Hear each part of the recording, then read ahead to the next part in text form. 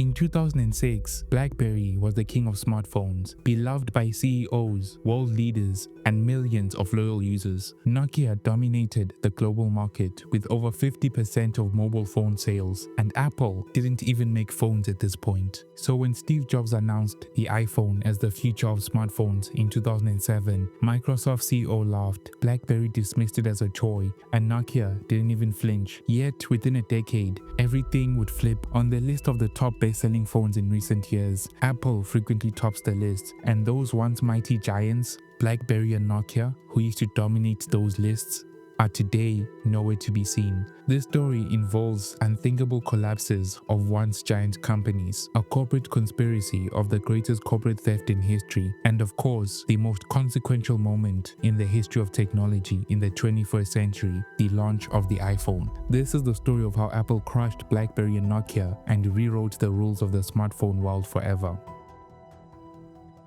An iPod, a phone,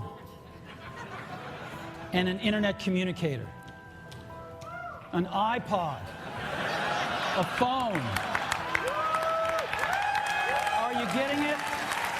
In 2008, when Obama was elected as President of the United States of America, he was asked to give up his BlackBerry. The NSA and Secret Service were worried about the potential for hacking, eavesdropping, and cited concerns over the lack of encryption in BlackBerry devices. Obama refused to let go of his BlackBerry. He was addicted to it, using it constantly during his Senate campaign and presidential run. He called it his lifeline to the outside world. After intense negotiations, Obama was allowed to keep a specially secured BlackBerry. This was one of the very rare instances in US history where a sitting president insisted on keeping a consumer tech product despite the threat it posed to national security. Obama was just one of millions of people who were in love with their BlackBerry. By the late 2000s, the BlackBerry had become a cultural phenomenon. It occupied a space in the market that only it could, the world's best phone for business people and professionals. The secret to BlackBerry's success stemmed from its very inception. In 1984, Mike Lazaridis and Douglas Fregin formed Research in Motion. The company specialized in wireless motion technology,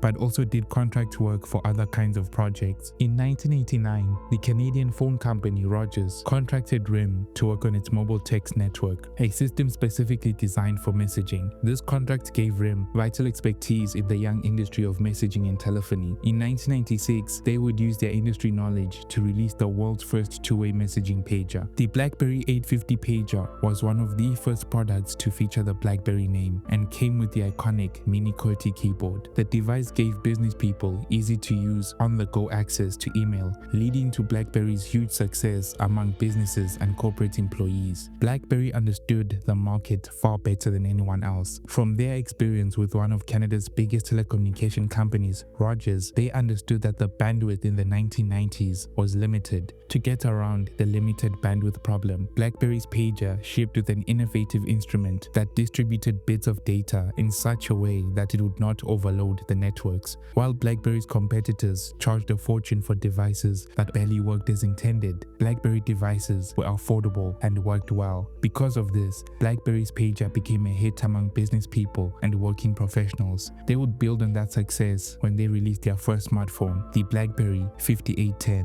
which was launched in 2002. Its technological capabilities and stylish look made it a hit among investment bankers and other professionals. BlackBerry quickly became a household name, gaining the nickname CrackBerry due to its addictive nature. Its popularity among offices and professionals all over the world soon seeped into the mainstream consumer market. This culminated in the incredibly successful BlackBerry Pearl. It was the first BlackBerry to feature a camera and multimedia capabilities, but most important of all, it launched with an innovative feature. In the mid-2000s, service providers charged customers for every text message they sent. Because of the increasing popularity of texting in the early 2000s, millions of consumers were paying lots of money in phone bills just to be able to communicate with their friends and family. But that all changed with the release of BBM. BlackBerry used its industry knowledge of networking infrastructure to create a system that used internet data to transfer messages between devices, which was far cheaper and quicker compared to the traditional protocols of sending and receiving text messages. BBM's revolutionary concept of cheaper and faster messaging propelled BlackBerry to the top spot of the premium mobile devices market, reaching over 20% market share of the global smartphone market and over 50% market share in the United States smartphone market, boasting over 85 million users.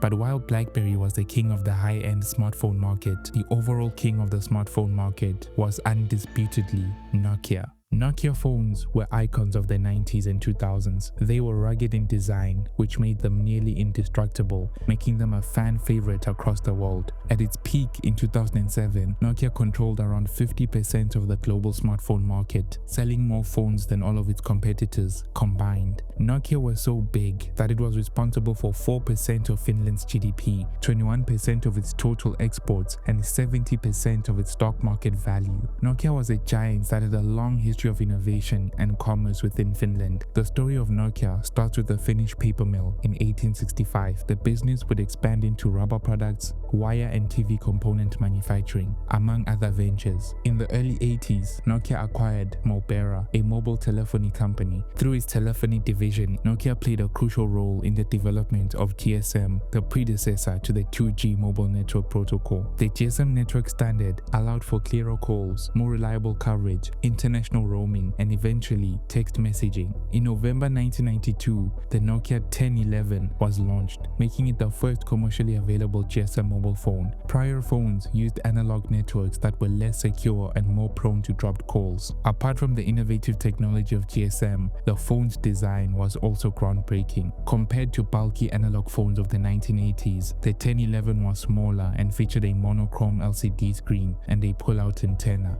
The phone would go on to sell more than 100,000 units, paving the way for the mobile phone explosion of the late 1990s and early 2000s. It marked the beginning of Nokia's dominance of the mobile phone market. Between 1996 and 2001, Nokia's turnover increased fivefold, from $7 billion to over $33 billion. Nokia built upon the success of the 1011 by releasing various phone models. They were one of the first companies to release a mobile phone that featured a built-in camera when they released the Nokia 7650, which sold over 1 million units and helped to popularize the idea of built-in cameras in phones. And we can't forget about the iconic Nokia 1100. At a time when mobile phones were becoming essential but still largely inaccessible to many, its simple, rugged design and ultra-affordable price made it the ideal first phone for millions. It didn't boast flashy features, it had no camera, no color screen, but it delivered what mattered most: reliable calls, SMS messaging, legendary battery life, and near indestructible build quality. In total, it sold over 250 million units, making it the best-selling phone of all time to this very day. But the dominance of Nokia and BlackBerry over the smartphone industry was about to come under threat. In 2007, Steve Jobs gave one of the most iconic keynotes in history when he stood on stage and announced the most important consumer device released in the 21st century. The iPhone completely broke the smartphone design playbook. It had no physical keyboard, no stylus, and no complex navigation patterns, just a single piece of glass with one button. The touch screen responded to your fingers, and the on-screen keyboard would only appear when you needed it. The iPhone's radical design was inspired by another equally radical device, the iPod. In the 80s and 90s, the most popular portable music player in the world was the Sony Walkman. The device revolutionized the way people listened to music, allowing users to take their favorite songs anywhere, anytime, without disturbing others. It quickly became a cultural icon. Sony sold over 400 million units of the Sony Walkman globally. For nearly 2 decades, no other brand or product matched the Walkman's dominance in the portable audio market. The Walkman revolutionized music by making it portable, but it had major limitations. It relied on cassette tapes or CDs, which meant users had to carry multiple tapes, manually switching them out, and deal with limited storage. The whole experience was just clunky. Jobs saw an opportunity to fix all of that. With the iPod, he wanted thousands of songs in your pocket, instant access to any track. The iPod featured a radical user interface, a clean white body, a click wheel for navigation, and seamless integration with iTunes, making music transfer effortless. It radically redefined the concept of what a portable music player was. Following its launch, the iPod quickly became a cultural phenomenon, dominating the MP3 player market and transforming Apple from a struggling competitor computer company into a consumer electronics powerhouse, selling over 40 million units by 2006. But despite its immense success, Jobs knew that the iPod wouldn't reign forever. The main threat to the iPod wasn't other music players, but rather it was smartphones. Music players and smartphones were beginning to overlap. Given enough time, phones would be able to play music just as well as music players, and people would opt to just carry one device that does it all instead of carrying a phone and a separate music player. To protect Apple from the eventual decline of the iPod, which by the start of 2007 was responsible for 48% of Apple's revenue, Steve Jobs began exploring the idea of Apple getting into the smartphone industry. But Jobs wanted to create a radically new smartphone, so he decided to throw the traditional design playbook of smartphones into the trash and design a smartphone completely different from what was on the market. Jobs, in conjunction with the legendary Apple designer Sir Johnny Ive, came up with the now iconic iPhone design. Steve Jobs stood on stage and gave one of the most legendary product launches in history, proclaiming that Apple was about to reinvent the smartphone. When the audience saw the iPhone for the first time, they burst out in cheers, while some were left stunned by the magnificence of the device. The iPhone captivated the imagination of the public. To say the first iPhone was a success is an understatement. Thousands of people were reported to have waited outside Apple stores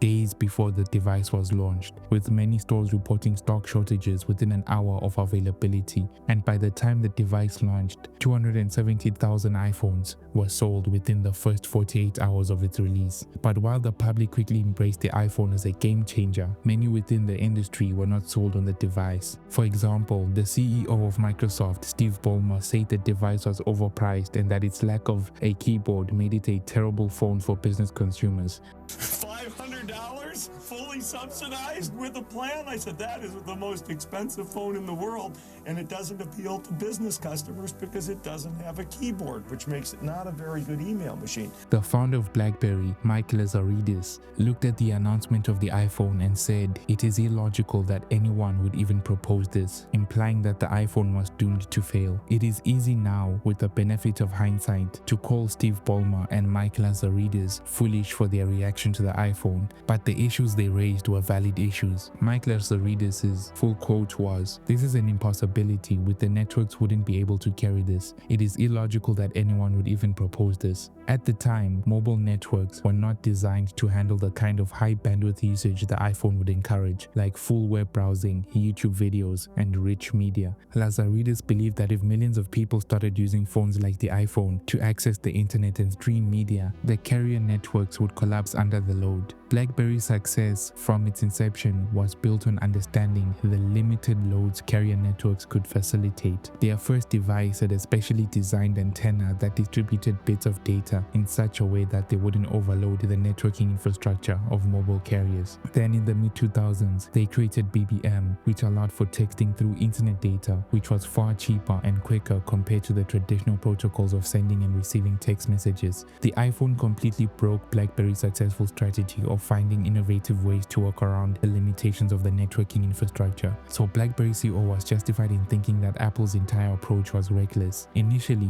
Mike Lazaridis would be proven correct. When the iPhone launched in 2007, it put immense pressure on mobile networks. Users complained about dropped calls, slow data speeds, and poor signal strength. As a result, Apple faced lawsuits for its products not working as advertised. It looked like Lazaridis' warning had been prophetic, but instead of the iPhone failing, the opposite happened. In the first year of its release, the iPhone sold over 6 million units, and it had demonstrated that the future of smartphones was going to be media-rich touchscreen phones. The overwhelming demand from iPhone users forced carriers to adapt. They invested heavily in infrastructure, expanding 3G coverage and later accelerating the rollout of 4G, and rethought data plans to offer packages that consumers actually wanted. In effect, the iPhone dragged the telecom industry into the future. While Mike Lazaridis was right about the technical limitations at the time, what he failed to anticipate was that consumer demand would drive innovation. The iPhone didn't wait for the networks to catch up, it forced them to. The radical shift in the smartphone industry put BlackBerry in uncharted territory. Everything that had made BlackBerry successful was suddenly its biggest limitation. The iPhone had a bigger screen, touch controls, a better multimedia player, and a world-class browser. BlackBerry had a small screen layout and a keyboard that was constantly, painfully hopefully always there, even if you weren't using it. But BlackBerry, for a while, still remained dominant. In 2009, 2 years after the release of the iPhone, the BlackBerry Curve was the best-selling smartphone in the world. In response to iPhone's larger screen and virtual keyboard, BlackBerry introduced the Torch 9800. It featured a slide-out physical keyboard, allowing users to type traditionally or use the phone as a full touchscreen when the keyboard was hidden. The idea was to blend BlackBerry's iconic typing experience with the rising popularity of touchscreen navigation, essentially attempting to merge the old with the new. However, while the Torch was a step forward modernizing BlackBerry's design, it failed to gain traction. Critics felt the device was caught between two worlds, not sleek enough to compete with the iPhone and not innovative enough to retain BlackBerry's core business audience. Sales were underwhelming, and the Torch was largely seen as a failed product and a critical turning point in the smartphone wars. The core issue with BlackBerry's strategy is that they focused on winning the wars through physical design and completely neglected the software of their devices. In 2008, Apple launched the App Store. Suddenly, the value of a smartphone wasn't just the device itself, but the ecosystem of apps that users could access, which included games, social media apps, productivity tools, and entertainment apps. Shortly after, Google's Android operating system followed suit with the Play Store. BlackBerry tried to play catch up with its App Store, but it was a little too late. By 2010, the iPhone had dethroned BlackBerry as the best-selling smartphone of the year. By then, network carriers had updated their infrastructure, and now iPhones were seamless and easy to use,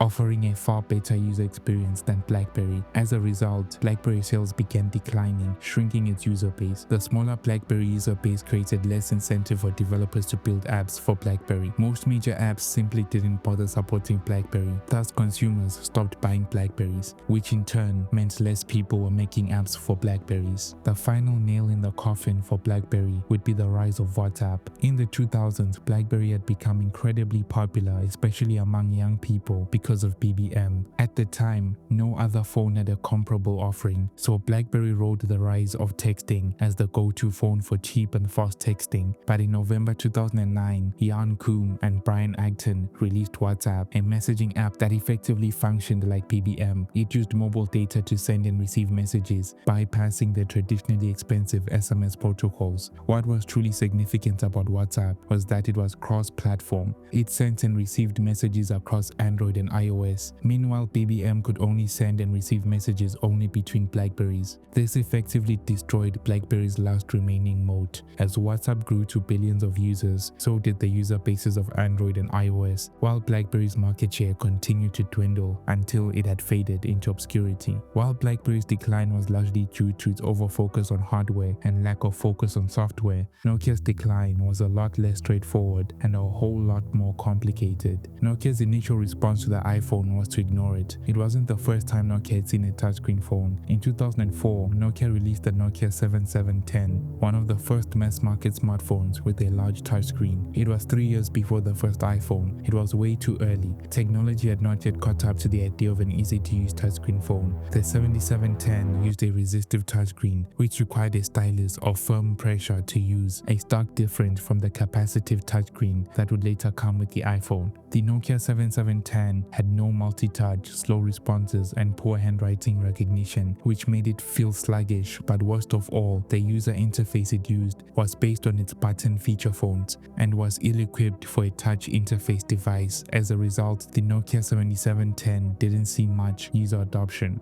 Nokia's most significant flagship success was the Nokia 95. Released in late 2006, it featured a world-class camera, support for Wi-Fi, 3G, Bluetooth and multimedia playback with stereo speakers. It ran Nokia's Symbian operating system, which at the time was the most widely used smartphone operating system in the world. Symbian had a robust app ecosystem and was familiar to millions of Nokia users. The N95 came preloaded with Nokia Maps, music streaming features, and support for side-loaded apps and games. It was one of the first phones to truly embrace the convergence of phone functionality, camera, GPS, media player, and internet browsing in an all-in-one device. It would go on to sell over 10 million units and become a fan favorite in Europe and Asia. When the iPhone came out in 2007, many tech publications still crowned the Nokia N5 the better phone. So when the iPhone was released, Nokia ignored it completely. They had dealt with touchscreens in the past and assumed that the iPhone would meet the same fate as the Nokia 7710.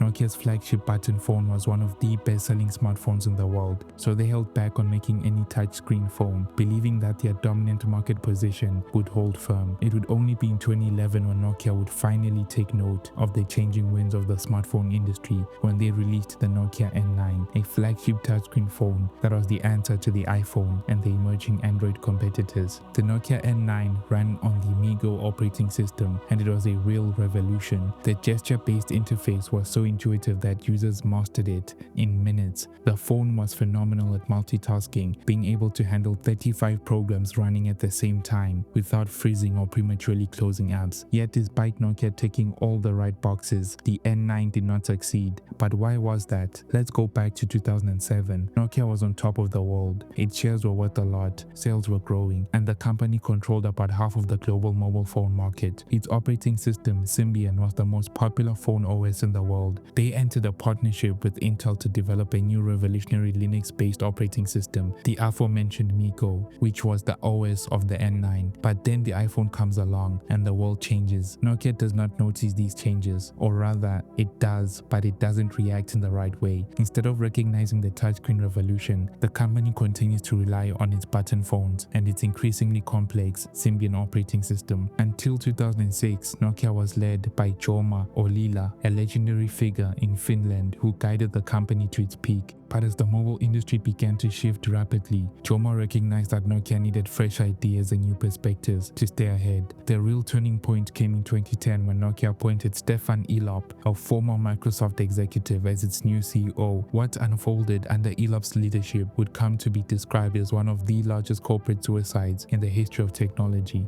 Elop changed Nokia's direction. He decided to abandon Symbian, the operating system that was the most popular mobile platform in the world at the time. Although it was gradually losing ground, for huge parts of the world it was the most popular and recognizable mobile OS. Even more baffling was the decision to kill its promising revolutionary new operating system, MeeGo. Instead, Elop switched Nokia to Microsoft's Windows Phone platform, which had only 2% market share. Other brands like HTC and Samsung had already experimented with the operating system and saw very little success, so it made no sense that what was still the world's most dominant phone company would switch its entire product offering to an operating system with such little market share. What's even more bizarre is Elop announcing the switch to Windows' mobile platform months before any Nokia phone would come out with the operating system, going as far as to tell the public not to buy Nokia's current phones. It was that very announcement that tanked sales of the Nokia N9. When developers heard that Nokia's MeeGo OS was no longer Nokia's long-term plans, they decided not to develop for the platform, meaning although Nokia's N9 was forward-thinking and easy to use, it was never given a chance to succeed. As a result, the N9 would sell less than 2 million units. When the supposed revolutionary new Windows-based phone, the Nokia Lumia, finally launched, it was an absolute failure. Despite flashy marketing and bold claims, the Lumia never gained meaningful traction. Consumers were turned off by its clunky Windows mobile operating system, which offered a user experience far worse than iOS and Android. The user base for Windows OS was so low that it deterred developers from building apps for the platform, which left Lumia's App Store barren. While Apple and Samsung were selling tens of millions of units of their devices each quarter, Nokia Lumia only sold a few million units. Because of its poor sales, Nokia was forced to lay off 40,000 employees and suffered a staggering 75% drop in revenue. The company was in free fall. Then in 2013, Microsoft swooped in and acquired Nokia's once dominant mobile phone division for just $7 billion. To put that number into perspective, in 2007, at its peak, that same division had generated over $30 billion.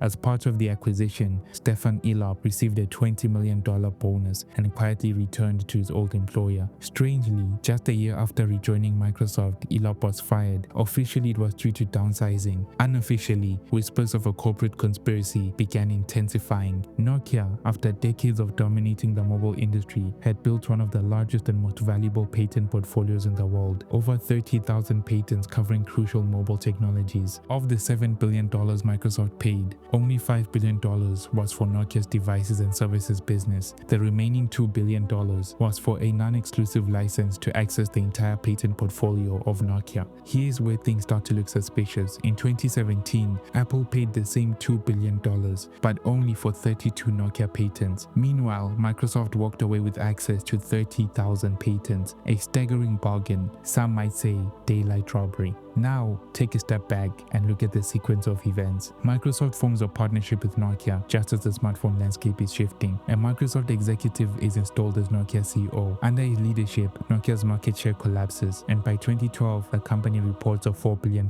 loss, a 34% drop in mobile sales, and a near 50% decline in its stock price, hitting a 15-year low. Financially battered and desperate, Nokia becomes ripe for acquisition. At that precise moment, Microsoft steps in with an offer Nokia can't refuse, securing not just the hardware division, but one of the most valuable IP portfolios in tech history for pennies on the dollar. And the man who oversaw this entire collapse was a former Microsoft executive who was rewarded with a $20 million payout. Was this a textbook case of corporate mismanagement, or something far more calculated, perhaps the most brilliant corporate raid in tech history? I'll let the court of public opinion, aka my comment section, to decide whether this was the greatest corporate theft in history or just coincidence. As for me, let's just say the jury's still out and probably will not be coming back anytime soon for fear of a lawsuit. What we do know is that even after the acquisition, the Microsoft Nokia experiment didn't fare much better. The phones that followed quickly faded into obscurity, meeting the same fate as BlackBerry, relics of a bygone era, fondly remembered only by those who once owned them. Thank you for watching.